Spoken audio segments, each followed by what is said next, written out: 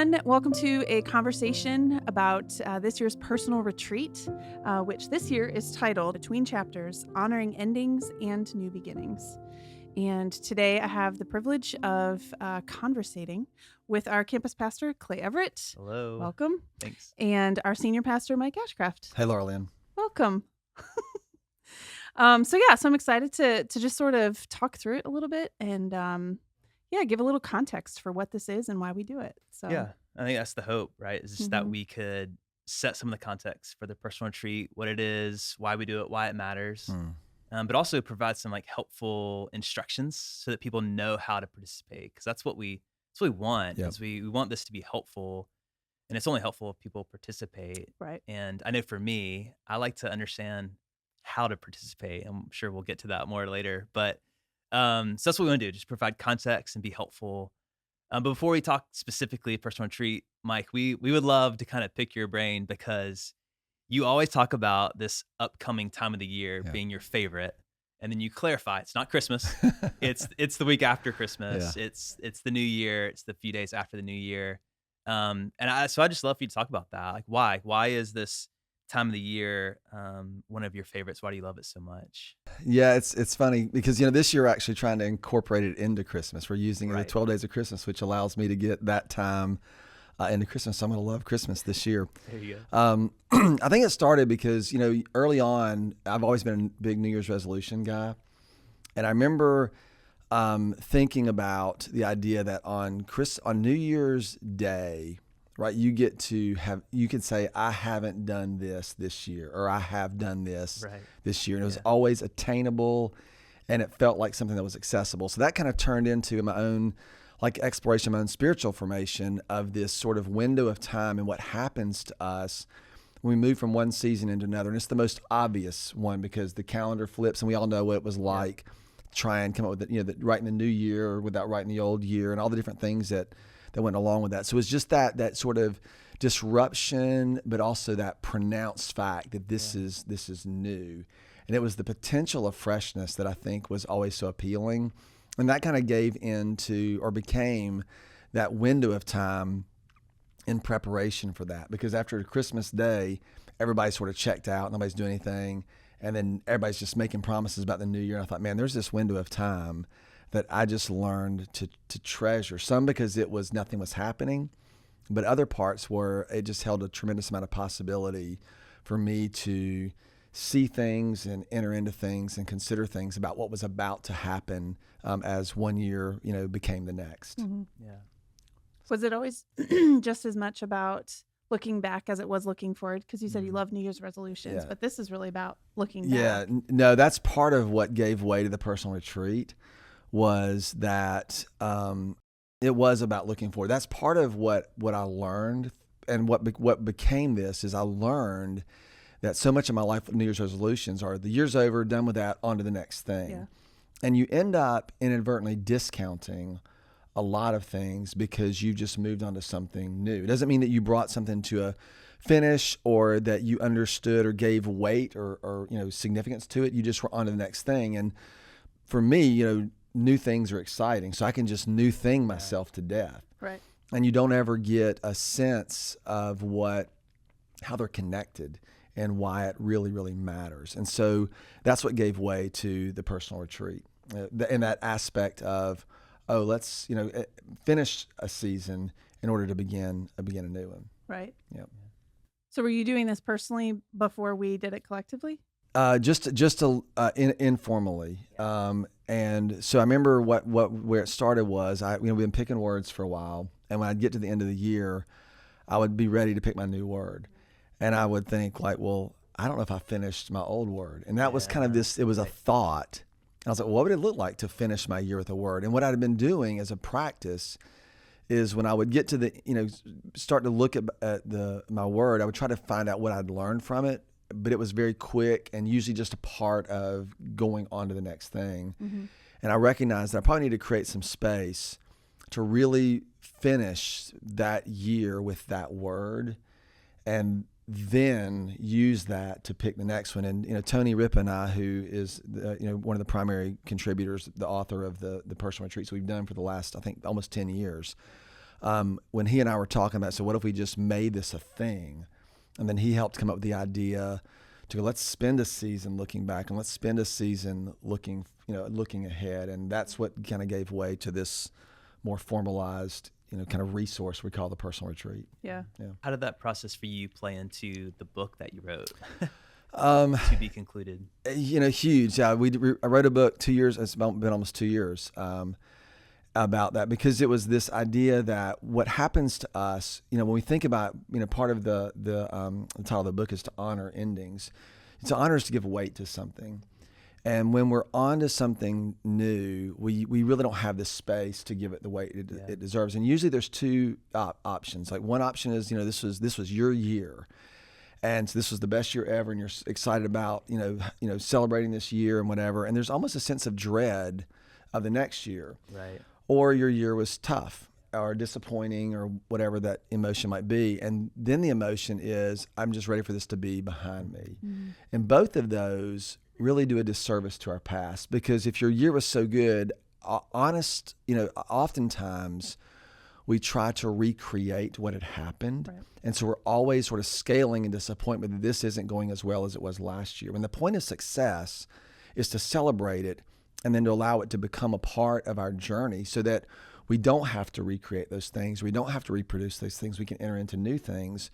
And the same thing is true if something has been hard, you want to get it behind you and you just go on from it. And, the idea of the book was that it's keeping we either run from our past, trying to keep it from catching up with us, or we sort of try to recreate our past and live in the glory days. The illustration was like the 45-year-old with a mullet who's still talking about, what he did when he was in 11th grade. And it's like, well, you don't have any new stories of interest or fun or whatever, because it's like, no, I'm just trying to relive the glory days.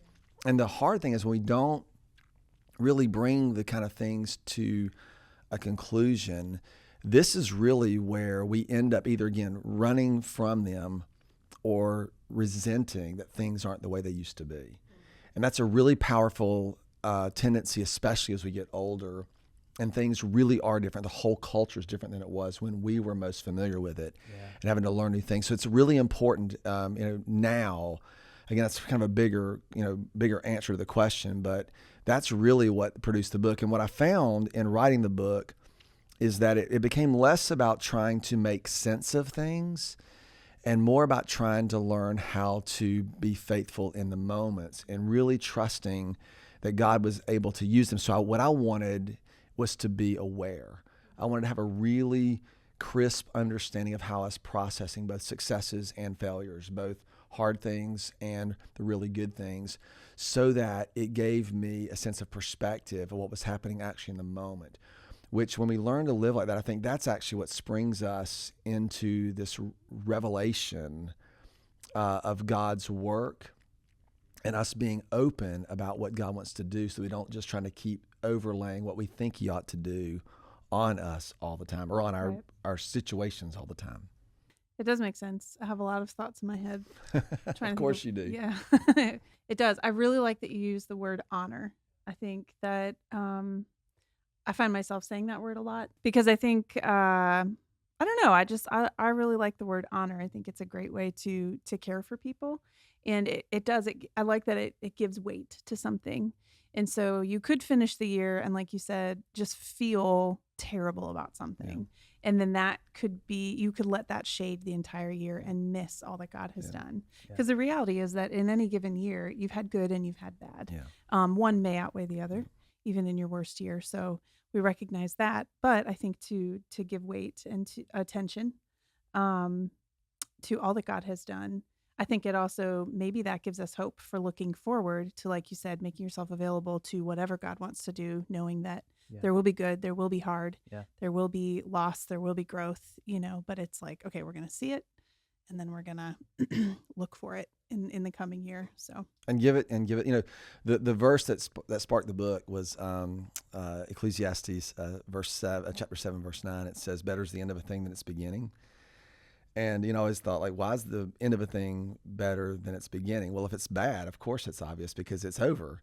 Yeah. But what if it's good? Like, does that still hold true? And what it kind of led to is that the reason an ending is better than the beginning is because what happened mattered. Hmm. And it's up to us. Like even the hard things, most people, when you talk about people's stories, especially the beautiful redemptive stories, usually the centerpiece is something difficult. Mm-hmm. And so I know that's true for my life. And so, again, you don't want it, you don't wish it upon people, but you recognize that this world is broken and there are going to be hard things. This was one of the toughest years that I've had in a long time. Sure.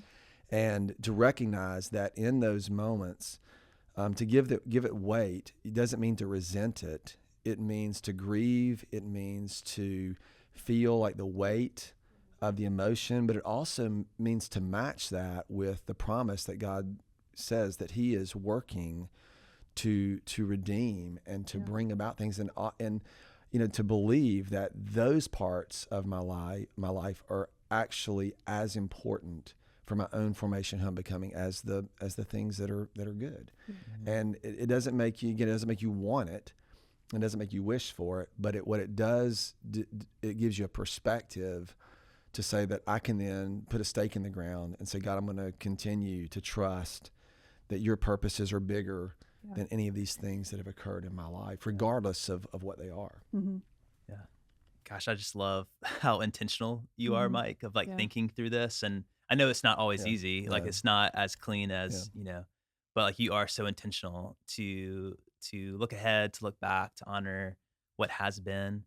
And I think that's like, as I'm just listening and thinking, like that's the beauty of the church being the church, is that probably a lot of us don't feel like we're as intentional as you are, especially at the end of the year, thinking about that and finishing one year, starting the next. But we get to learn from each other. And in this, we kind of get to learn from you, and then we get to lead our church. And so I love that we get to step in as a church to do the personal retreat, to kind of give guidance to all of us, to be able to do that, to be able to honor our year behind, and to look ahead and step into the new beginning that's in front of us. And so that's really what the personal retreat is there for, is to do something that might not come instinctively to a lot of us, or that a lot of us might not feel like we have time or capacity to kind of give to help lead us through it. And so you've already talked about some of like where the personal retreat came from, but this year's personal retreat is unique.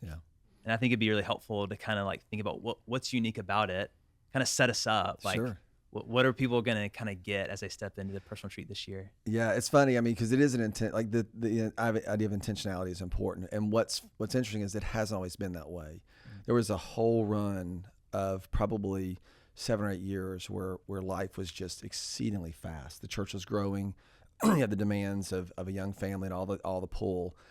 And honestly, sometimes it was that window of the personal retreat or that window of time that gave me and what the tendency is to say, well, I haven't done this at all, so I might as well not do it. And it's like, no, I do have an opportunity to do this now. Even if October, November were a blur, I get to do this now. And that's what I would say. The resource of the personal retreat is just that. It's a place to say we do recognize that most of us run at a hard and fast pace, and most of us have demands on us that probably supersede our capacity. And this is a way for us to sort of together say, okay, we're going to stop, we're going to pause. It's a great time of year to do it. And what I do think is unique about this one, the personal retreat is really designed out of our experience and what we're learning together as a church. And what we're going to be doing is, we're using this Christmas season to explore kind of the reality of God with us. And we're going to spend the first season of next year talking about the implications of that. So the personal retreat is written from a perspective, instead of trying to say, Lord, what do you want me to do? Which is, we'll do the character things. They'll be a part of that. But really, this is about saying, like, what would it mean for God's presence to be with me? And part of, my own imagination and exploration and what we're kind of inflicting on our church, right, is that what God's presence is, it isn't like a killjoy. He's not waiting for us to do something wrong so He can catch us. He's not even there as sort of a corrective measure. He's there because He is our peace. He's there because He is our joy. He's there because He actually is the life that is breathed into us. Like, that's how the imagery is. And so what it becomes is that the imagery of God's dwelling was always marked by a temple space, and it was to be an overlap here on earth the way things God intends them to be, in heaven, or as He originally intended them. So it's it's to set up to help us explore the implications of God with us. So the retreat's going to help you look back. It's going to help you look forward, but it's going to be with an eye on those particular elements of what we're learning together as a church. Yeah, it's awesome. So, And like practically, the retreat is unique in a couple ways as people work through it, so that as they are thinking about and preparing for this, it's put into two parts. Yep. So the first part is kind of honoring what has been. Yep. So looking back at the year, and there's some really great, just practical ways to do that, which is so helpful because a year's a long time. Yeah. And one of the things I love that he does in there is he talks about the phone being a spiritual tool, like to just stop and look at your photos or your posts. I mean, that is just such a, I did that in just a few minutes, and your mind immediately starts kind of reminiscing and feeling. So it's just I love that part of it. So What's funny is just because we've done that the last couple years, so this year I don't take a lot of pictures, but I would take random pictures, and then later I'm thinking, I should clean out my phone.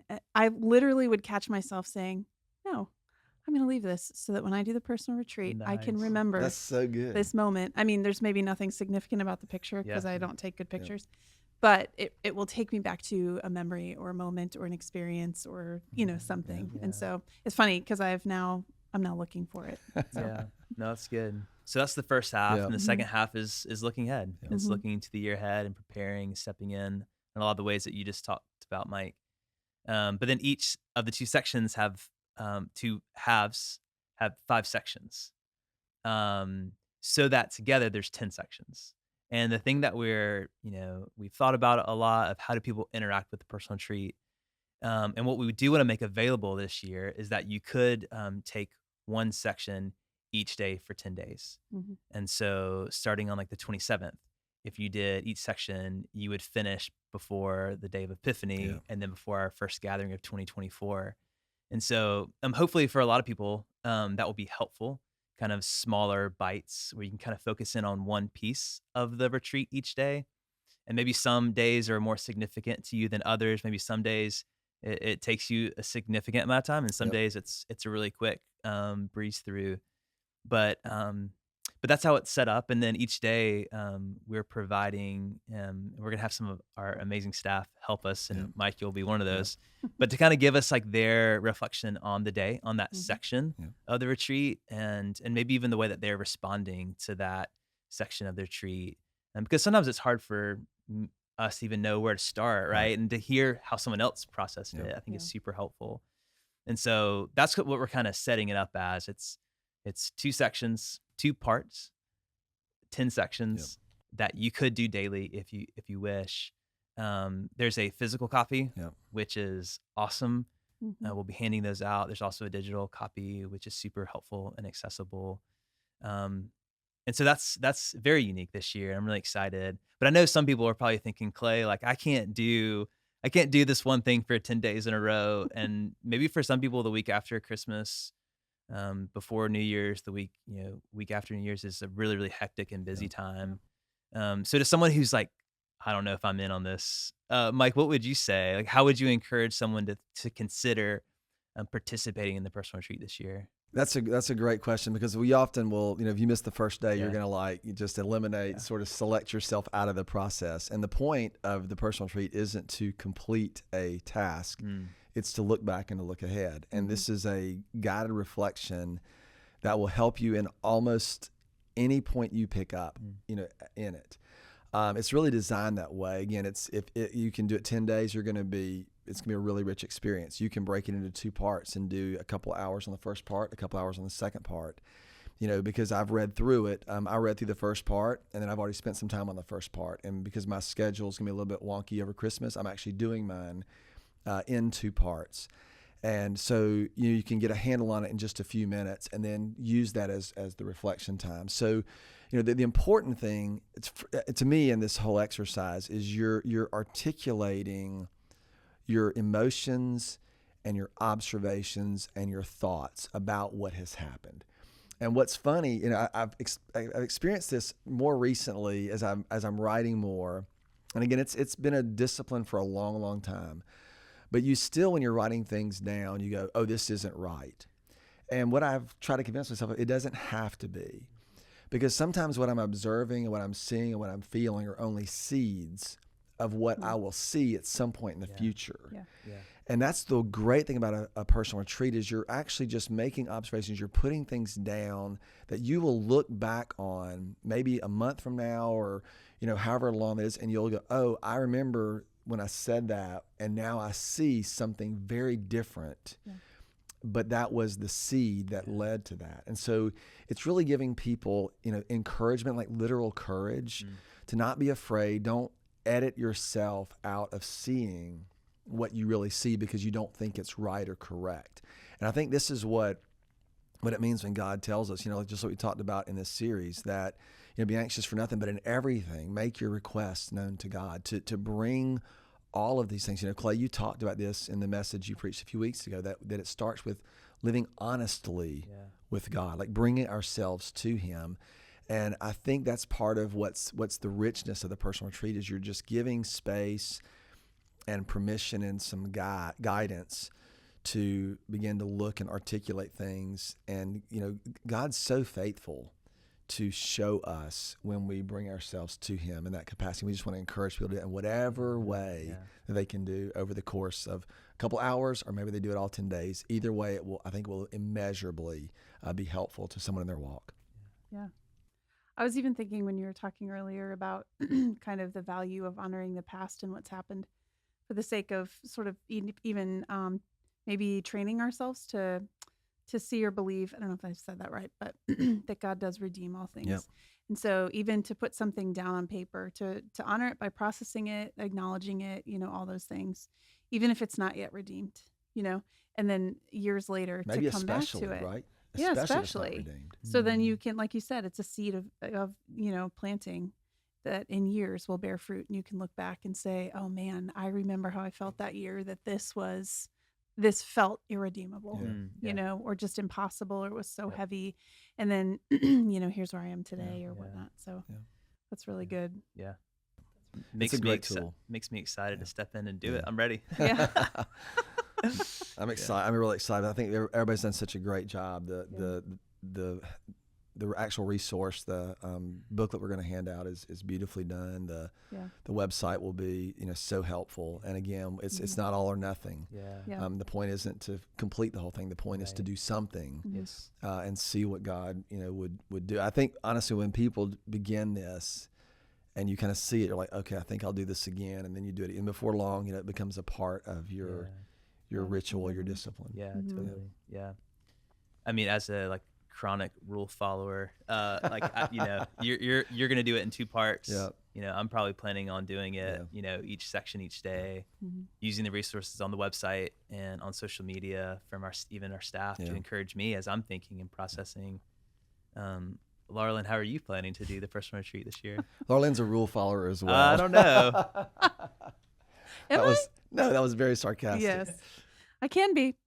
I think, I was thinking about that, and I'm grateful that we've broken it up, because the last several years it's been like, I feel like we've said, hey, just set aside 2 hours to do this. And I just internally, I'm like, what is wrong with me? I can't do that in 2 hours. So I just, gave myself permission to never be limited. Yeah.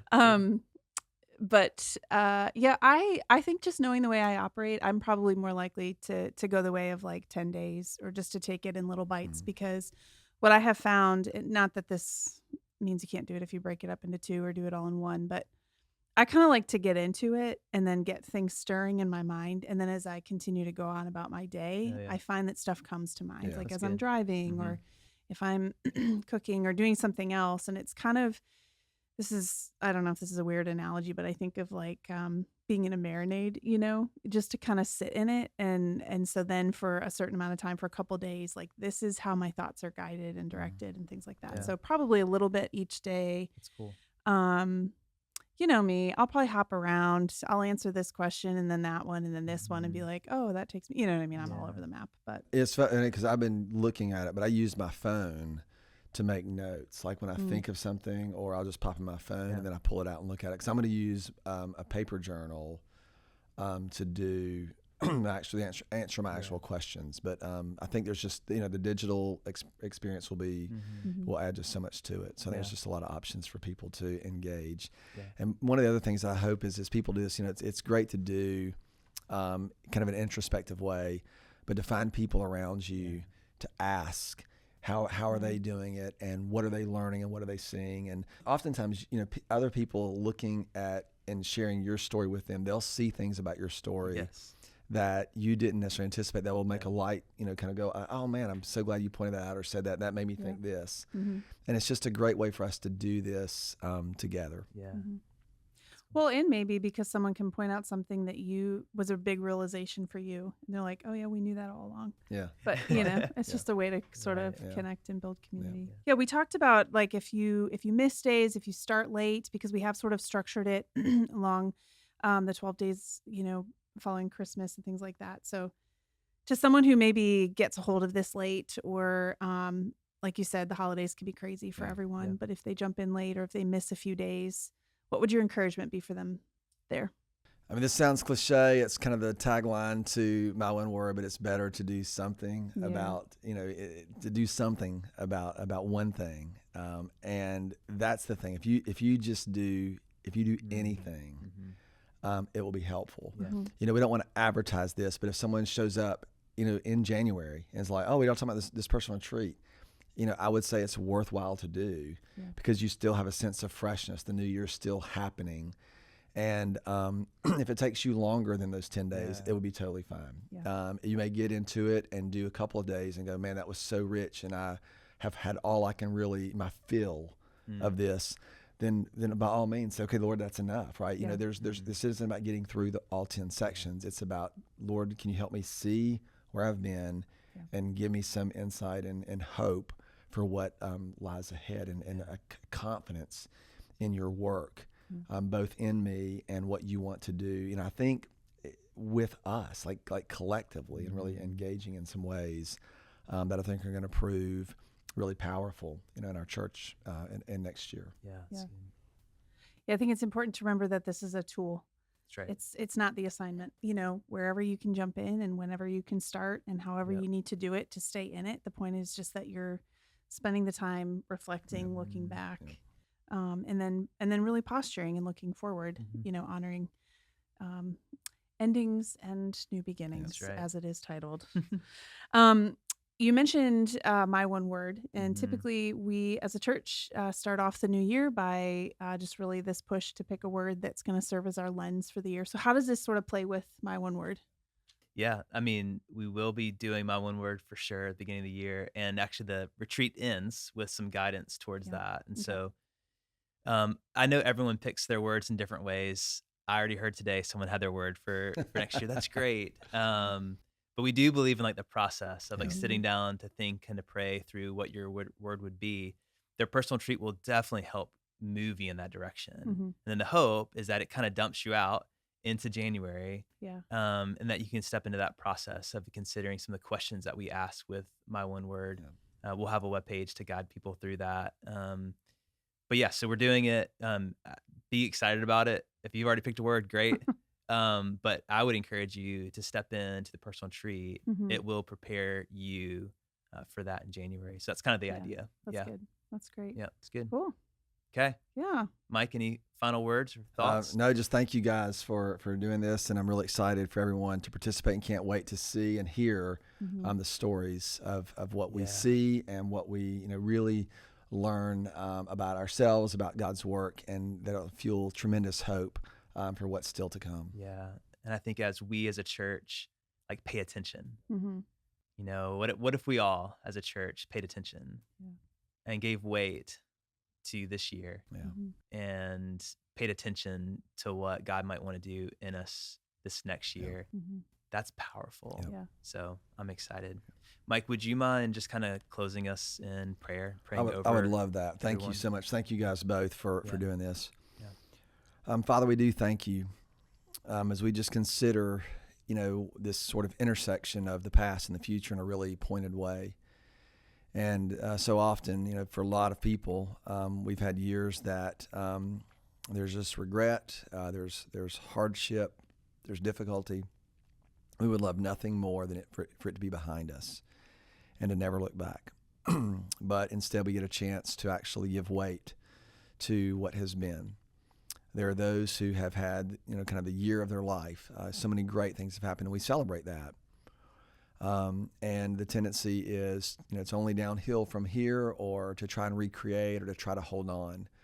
Would you give a freedom to say that we celebrate and we grieve and we can experience brokenness, and we can also experience deep fullness, and all of those things are a part of the journey and the story of our lives. And they're not the ending points, but they're places where we can bring them to a sense of conclusion, so that we can embrace something new, to honor an ending in order to really begin with a sense of freshness and with a renewed sense of hope in your faithfulness, in your goodness, and what you intend to do in our lives and in our world through us and for us as we, as a church. And so we ask, Father, you to honor our faith and to meet us in all the various ways that we'll show up with you in this personal retreat. And we ask all of this in the name of your Son, Jesus, who is our King. Amen. Amen. Thanks. Blessings. Until then.